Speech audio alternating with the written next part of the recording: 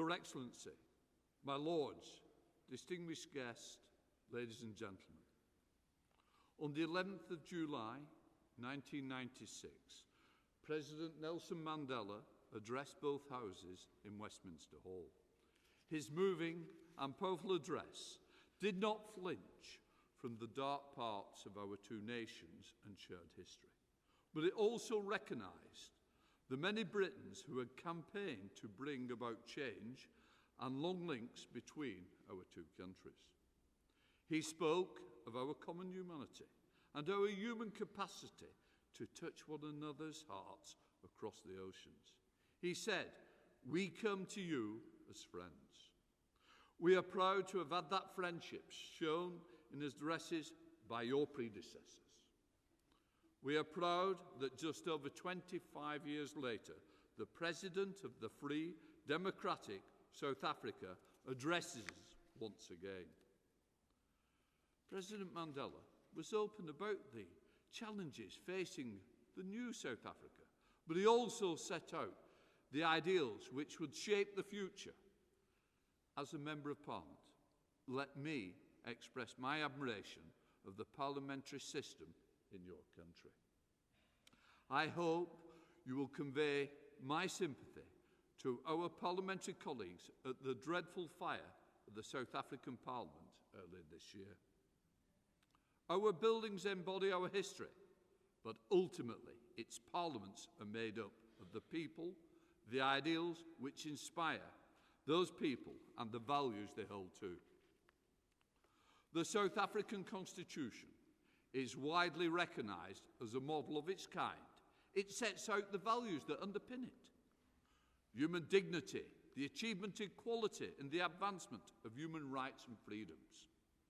Supremacy of the Constitution and the rule of law. Universal adult suffrage, regular elections, a multi-party system of democratic government to ensure accountability, responsiveness and openness. These are the values that we share. Let me acknowledge the leadership South Africa displays in promoting these values, not only in South Africa itself, but more widely.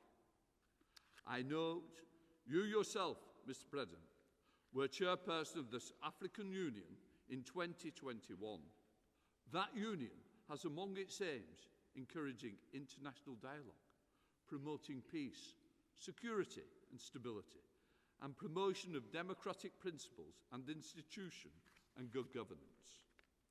In addition, South Africa is a member of the South African Development Community, the United Nations, and the only African country of the G20.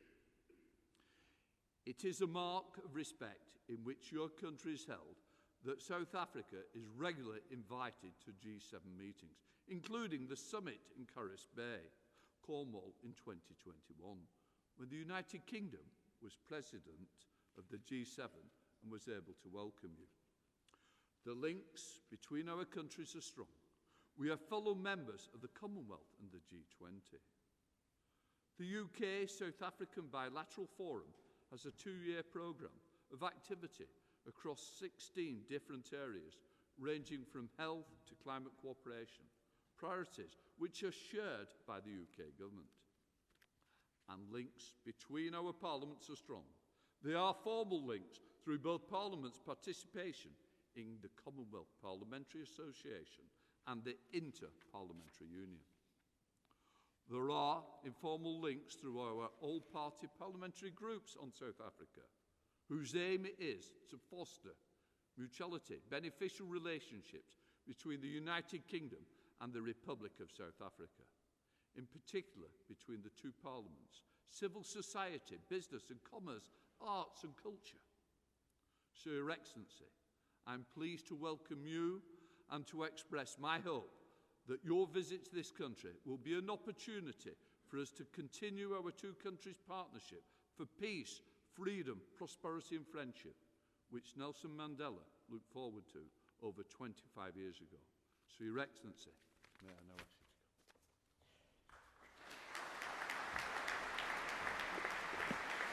to go.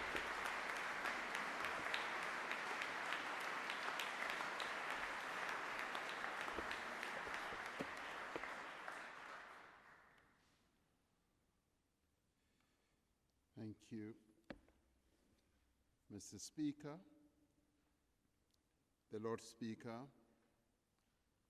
honorable members, distinguished guests, and ladies and gentlemen.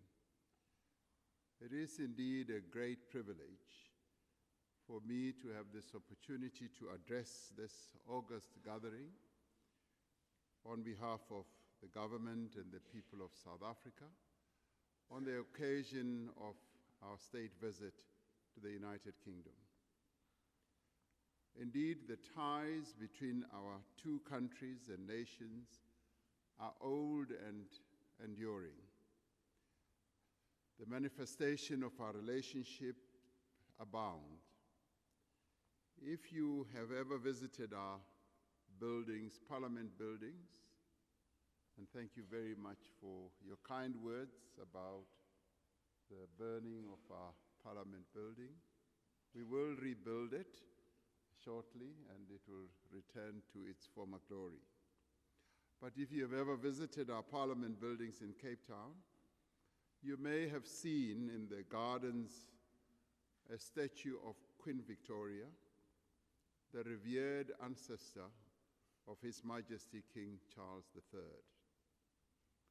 And not far from where we are gathered today, on the other side of the Parliament Square, is the statue of Nelson Mandela, the father of our nation and the father of our democracy. The presence of the two statues of these two great historical figures at the seats of our respective democracies make a powerful statement. It makes a powerful statement about the duration, the meaning, and the complexity of the relationship between our two peoples.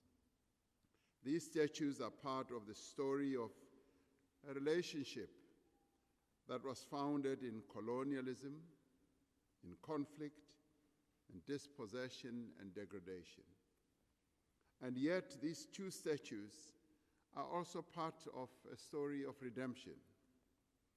This is a story of a relationship transformed, a relationship of solidarity, of compassion, of a shared desire for equality, human rights, and the fulfillment of potential for all. Over the last 3 decades, this has been a story of trade, investment, tourism, cultural exchange, education, science, and innovation. We therefore see this visit as an opportunity to celebrate our modern relationship as equal partners, working together for the prosperity and security of our people. We are grateful that the principles that are represented and safeguarded within these hallowed halls, democracy, liberty, humanity, and equality, are now at the center of our strong and dynamic bilateral relationship. These principles not only guide our interaction with each other, these principles also inform our shared perspectives on the difficulties confronting humanity and the opportunities of progress and development. Our world today is beset by conflict and instability. It is also beset by poverty and inequality. We face the existential threat of a planet that is warming at a rate far faster than can sustainably be endured. Collective action within the appropriate global governance systems is now more important than ever before. A strong partnership between South Africa and the United Kingdom could make a significant contribution to multilateralism and the achievement of consensus on critical global issues. It is essential that we reform the international institutions on which we rely in times of crisis and need, just as it is the case now. We look to the United Kingdom to raise its voice in favor of more representative and more inclusive international bodies, including the United Nations Security Council and global financial institutions. These bodies need to be better equipped to respond to the needs of countries with developing economies. Our membership of the Commonwealth provides us with the body that can play an important role in crafting relevant and innovative responses. Over lunch at Buckingham Palace, I had the opportunity to discuss some of the various initiatives that can be embarked upon by the Commonwealth under the leadership of His Majesty the King. My lords, ladies and gentlemen, the COVID-19 pandemic exposed many of the fault lines within the global order. It laid bare the huge disparities in wealth, in power, in technology, and health capacity. It also demonstrated both the capabilities as well as the limitations of institutions of global governance, of finance and development. Therefore, as we work to rebuild in the wake of the pandemic, it is essential that we address the inequality within and between nations. Unless we act with urgency and purpose to close the gap between wealthy and poor, hardship and suffering will only deepen. Instability, conflict, and terror will also increase. We need to attend to the deficiencies in access to education, healthcare, safe water, sustainable energy, and economic opportunity if we hope to end the poverty that is handed down from one generation to the next, as it is in my country, South Africa. Nowhere is the need to tackle inequality more important than in our response to climate change. Those countries that carry the least responsibility for global warming are the most vulnerable to its effect. They do not have the resources needed to adapt to drought, floods, and rising sea levels. And as they seek to grow, as they seek to industrialize and to diversify their economies, their energy needs will increase and the space they have to reduce emissions will keep on narrowing. This places a responsibility on the more industrialized nations of the world to contribute substantial resources to low and medium income countries to fund their climate actions. And this should not be seen as charity. It is compensation for the harm done and the harm yet to be done to people in developing economies as a consequence of the industrialization that wealthy countries have had over many years. And because a global reduction in emissions benefits all countries and all people, it is also necessary that investment should be made for the future of humanity, as it will benefit all. We greatly appreciate the commitment of the United Kingdom to the implementation of the Just Energy Transition Agreement that was reached at COP26 in Glasgow last year between South Africa, the United Kingdom, the United States, the EU, France, and Germany. It demonstrates a clear recognition by the United Kingdom government of the importance of supporting transition to low-carbon economies in a manner that does not disadvantage affected workers and communities or industries that will be impacted negatively by a move to low-carbon economies. We have called on the United Kingdom and other partners to ensure that a substantial part of the funding that has been offered through the Just Energy Transition deal takes the form of highly concessional loans, as well as grants, and of course, as well as investment by development funding institutions in the various countries, as well as commercial banks. We are pleased that the final outcomes of COP27 hold out the promise of concerted action to address climate change. It was Nelson Mandela who espoused the vision of a global community of nations that strives by all means available to improve the human condition. Given our history, given our shared values, given the durability of our relationship, I do firmly believe that South Africa and the United Kingdom should be able to work together for the realization of such a global community.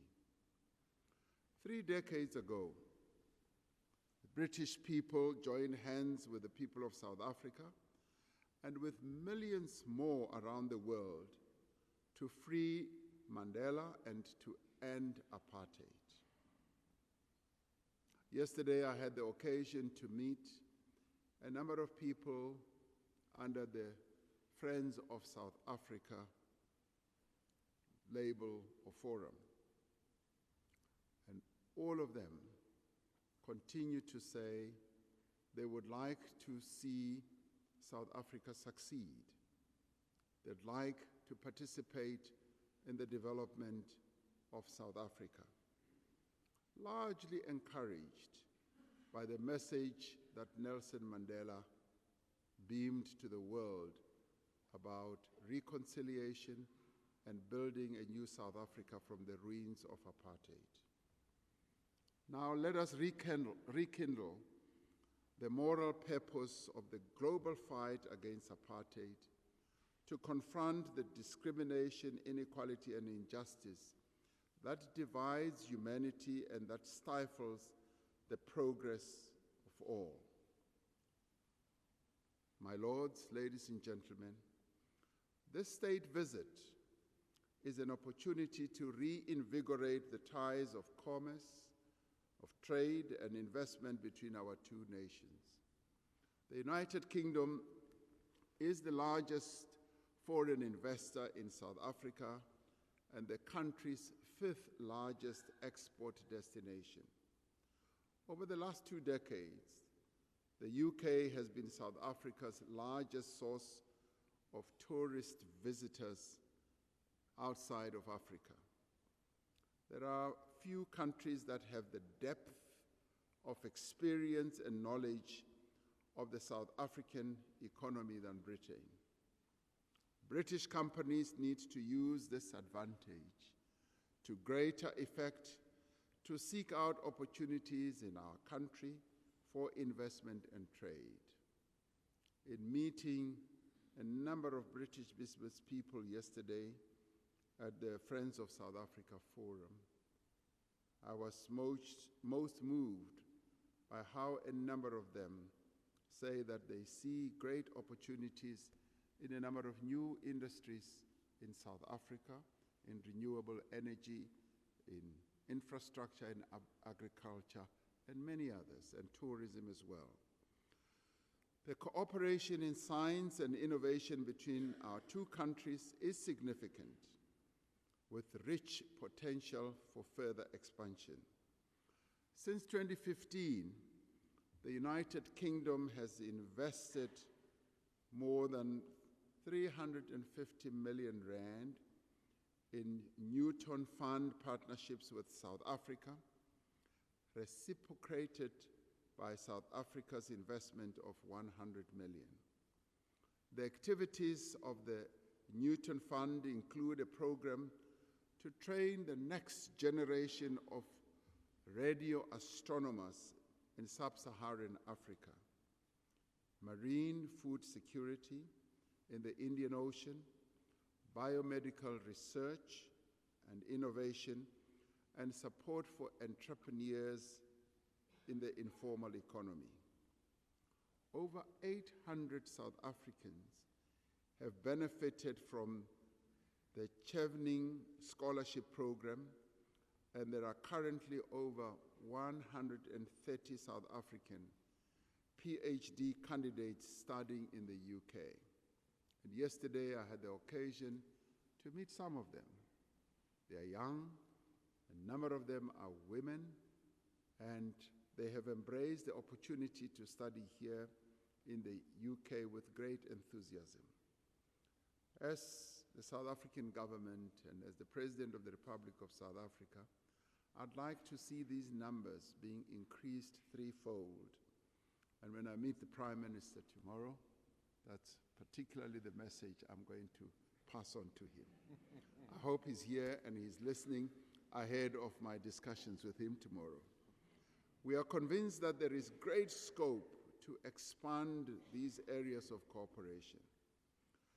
As we strive to rebuild our economy in the wake of the pandemic and the era of what we have gone through, which we call state capture, which was grand corruption, as we work to create employment and economic opportunities for the 11 million South Africans who are without work, we're opening up new frontiers of growth, opportunity, and production.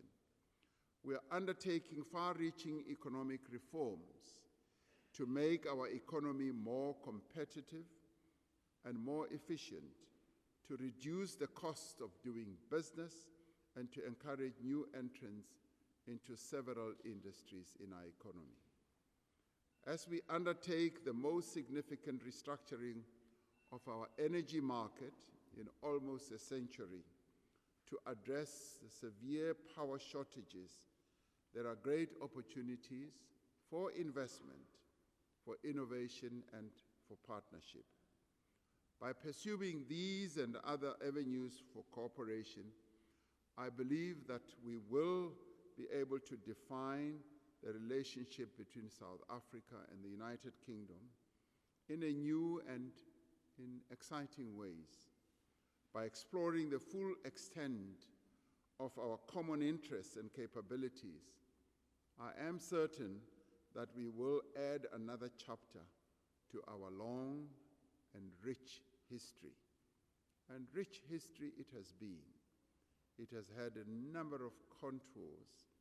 It has also had its ups and downs.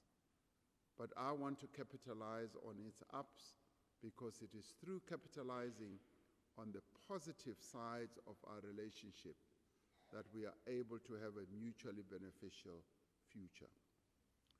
As the members of this Parliament, you have been vital and engaged participants in the evolution of the relationship between our two countries. You have provided support and encouragement. You have stood by us during our darkest hours, and you have celebrated our achievements. We thank you for your friendship. We thank you also for your solidarity and partnership. And I'm pleased to know that that partnership continues, and it continues to strengthen through various other fora that we have, such as the Commonwealth as well. Please be assured of the sincere and enduring friendship of South Africans and its people. The history between us and the bonds between us are much stronger than the challenges that we may be going through or will go through in the future. Let us capitalize on the strength of the relationship between the two countries. Thank you very much.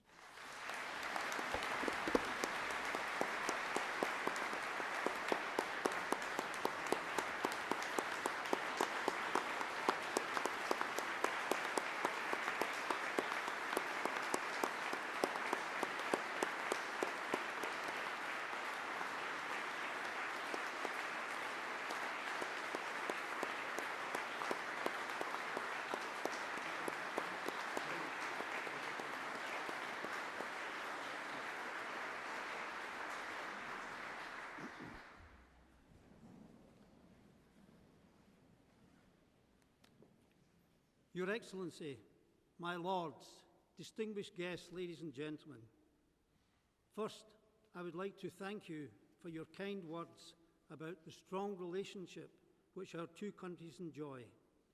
It is a great honour to have you with us today. On behalf of the House of Lords, I thank you for your moving tribute to Her late Majesty Queen Elizabeth, not least as a leading champion of the Commonwealth. I also offer our sincere condolences on the death of Archbishop Desmond Tutu last year, a great man who courageously dedicated himself to serving others in the pursuit of equality, justice, and peace.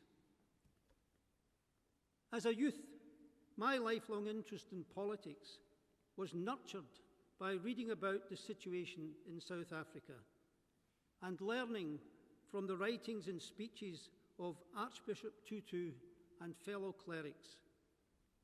Archbishop Tutu and his colleagues forced me to contemplate on the central question of who is my neighbour.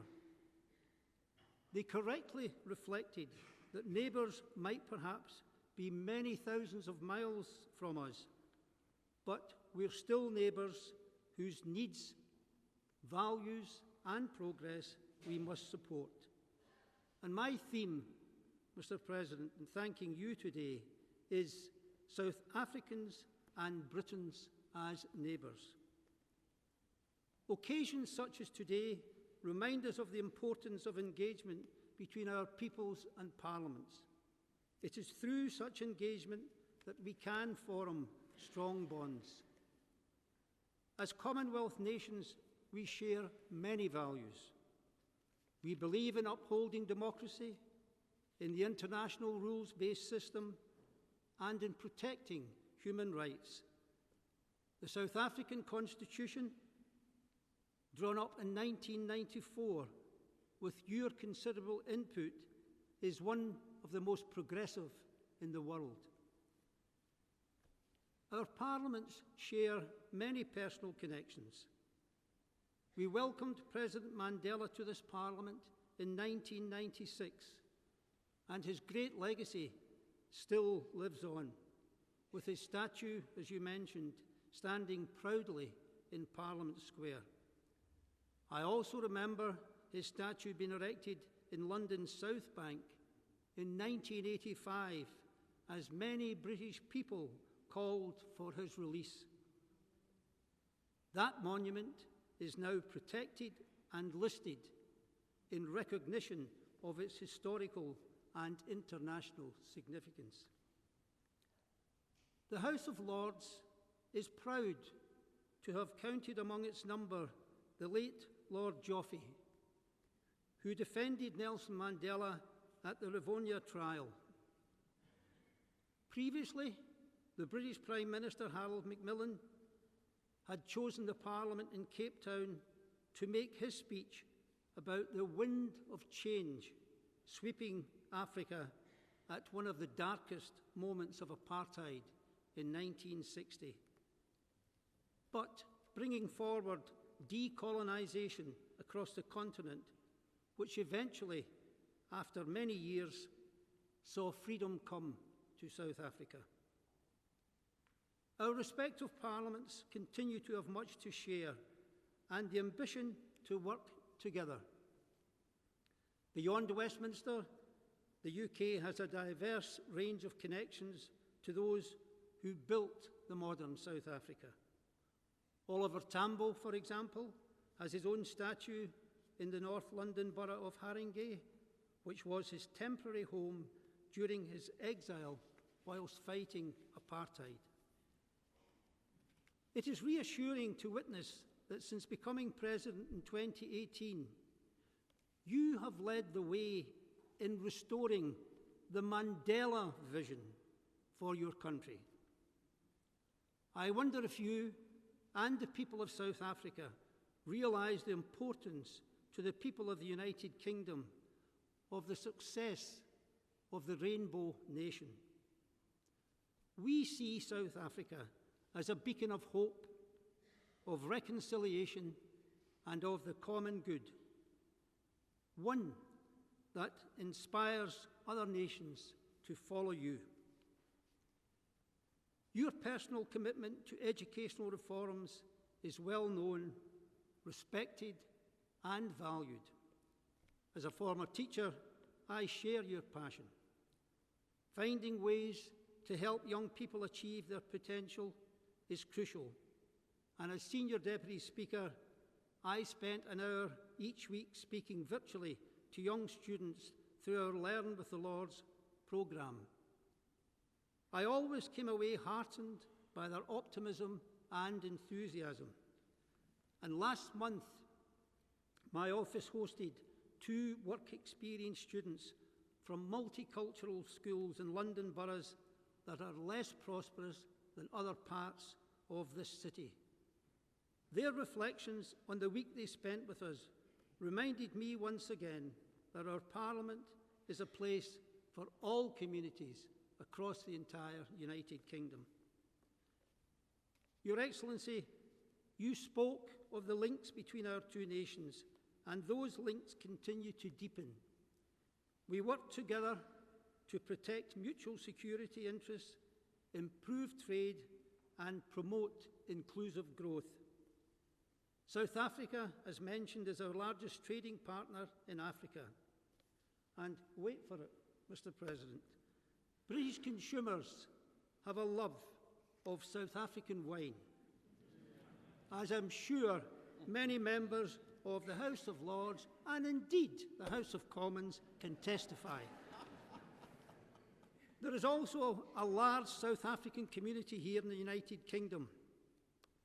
The Springboks' victory in the 29 Rugby World Cup, which you attended, captained by Siya Kolisi and cheered in many pubs and bars in West London, was more than a sporting triumph. It showed, to paraphrase Archbishop Tutu, that what would have seemed impossible 30 years ago, a black captain of the Springboks, became possible. I also hear on the grapevine, Mr. President, that you support Manchester United. I only wish you luck with that at the present time. Archbishop Tutu's steadfast faith and confident application of belief to everyday social problems serve as an inspiration for all of us in the political sphere. Understanding his approach brings me back to the central question of who is my neighbour? A simple question which we politicians cannot evade if our pursuit at its core is to have a moral purpose. You, Mr. President, are my neighbour, and we are your neighbours. Our world is complex, and the present circumstances expose our vulnerability and the potential for increased polarisation, fragility, and disconnection. In such a fractious environment. We need the ability to hold our opinions whilst walking together, and on occasions learning to travel in agreeable disagreement. So let us become expert in the art of the encounter.